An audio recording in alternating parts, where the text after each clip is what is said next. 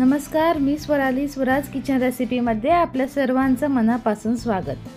आज आपण monsoon special recipe म्हणजेच कांदा भजी बनवतोय.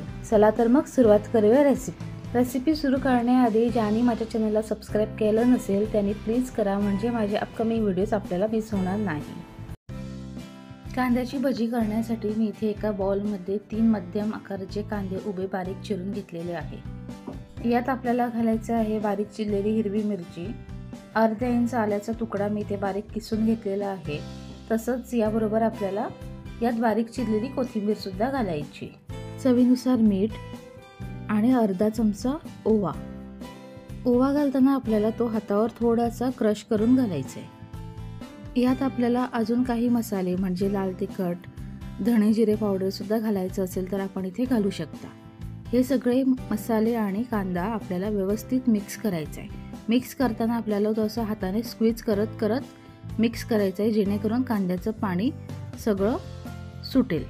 हा कांदा आपल्याला असाच अर्ध्या तासासाठी ठेवून द्यायचा आहे. अर्ध्या तासानंतर या कांद्यामध्ये आपल्याला 2 चमचे मी इथे बेसनचं पीठ घातलं आहे.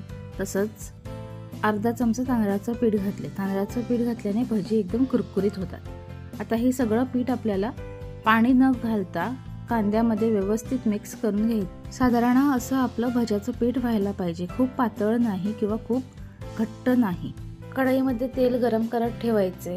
जसं तेल मध्यम गरम झालं की आपल्याला यात भजी घालायची. भजी आपल्याला छोटे छोटे पिठाचे गोळे घालून भजी तळून घ्यायची आहे. ही भजी आपल्याला गोल्डन ब्राऊन होईपर्यंत तळून घ्यायची. भजी तळताना गॅसची फ्लेम मध्यम असावी, म्हणजे भजी आतपर्यंत चांगली शिजतात.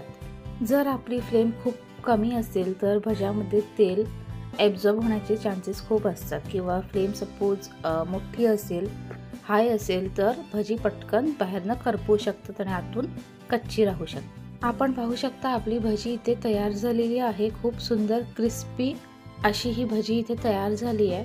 ही भजी आपण चटणी बरोबर किंवा टोमॅटो केचप बरोबर एन्जॉय करू शकता. तेव्हा या पद्धतीने भजी नक्की बनवून पहा. आवडली असल्यास कमेंट करून कळवा.